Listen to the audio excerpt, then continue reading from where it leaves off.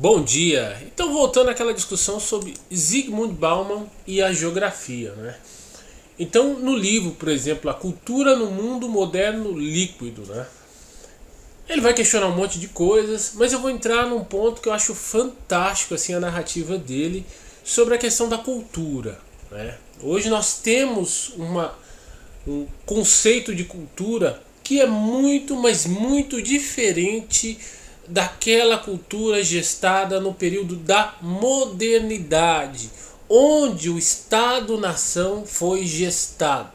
Então, só para a gente ter um contexto assim, e o Zygmunt Bauman traz esse contexto com uma riqueza de detalhes fantástica. Então ele vai, na narrativa dele, nos lembrar lá o embate que a burguesia teve com a nobreza, lá na Idade Média, né? Quando houve os primeiros passos para a consolidação do Estado-nação que nós conhecemos hoje. Então o autor vai narrar com riqueza de detalhes que o rei, aquele representante daquele proto-estado, por que chama proto-estado? Né? Porque ele faz questão de colocar que não era um estado da maneira como nós vemos hoje. Porque ele ressalta que as lealdades ainda estavam agregadas às famílias e à figura do rei. Então o rei tinha sim um poder militar, um aparato de estado, mas era um proto-estado. Ele tinha sim algumas fronteiras delimitadas, mas ele dependia de toda uma hierarquia de vassalagem. Ele dependia dos barões, ele dependia dos viscondes, dos condes, de toda uma hierarquia, né, feudal, para que aquele território se mantivesse íntegro. E essas lealdades passavam por várias hierarquias. Então uma determinada região era leal ao rei se o rei mantivesse a autoridade daquele visconde ou daquele barão. Então era uma autoridade que tinha uma determinada unidade, mas ao mesmo tempo era composta de várias fragmentações. Na medida em que os acordos eram quebrados, as regiões pediam autonomia ou faziam guerra com o poder central. Então o equilíbrio desse estado na Idade Média era muito frágil, dependia de guerras, dependia de acordos, e cada vez mais o poder central era fragmentado.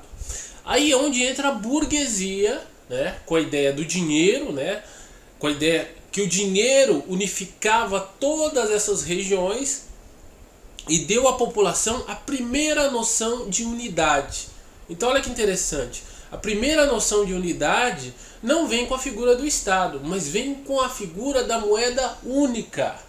Uma moeda que poderia passar fronteiras e ser aceita por todos. Então a primeira convenção que deu a massa, né, deu a unidade ao Estado é a moeda, é o dinheiro.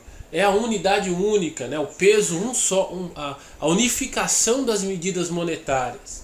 Então ele fala que a partir daí que a burguesia começa a unificar o território.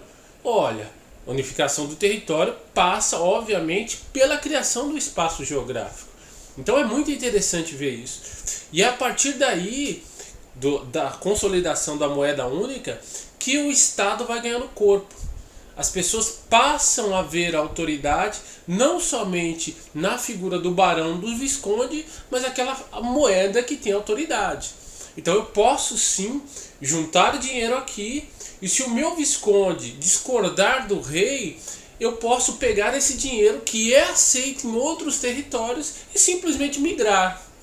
Então a burguesia teve essa plasticidade, teve essa flexibilidade de discordar politicamente e levar aquela moeda que seria aceita universalmente em outros territórios.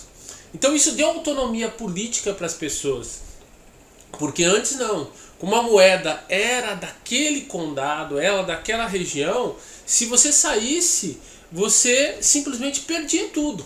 Porque aquela moeda não é a moeda que era aceita no território A, não era aceita no território B. Ah, mas você podia comprar ouro. Sim, um risco enorme, né? Porque eram poucas pessoas que vendiam e quando você comprava você virava alvo de ladrões. Agora com a moeda unificada não. A moeda você podia transportar e tinha autonomia política. Então muitos barões, muitos condes perceberam que não era só agora o alvo rei. Tinha uma outra camada da sociedade que também tinha autonomia. E é no Zygmunt Bauman que você tem essa percepção. Poxa, eu não sabia disso. Na geografia a gente não vê por esse panorama. Mas realmente, ainda hoje, na globalização, o dinheiro líquido, né, aquele que tem liquidez, também já estava presente lá no início do Estado moderno. Por isso é uma das razões que você deveria estudar Zygmunt Bauman. Ok? Gostou do vídeo? Deixa aquele like.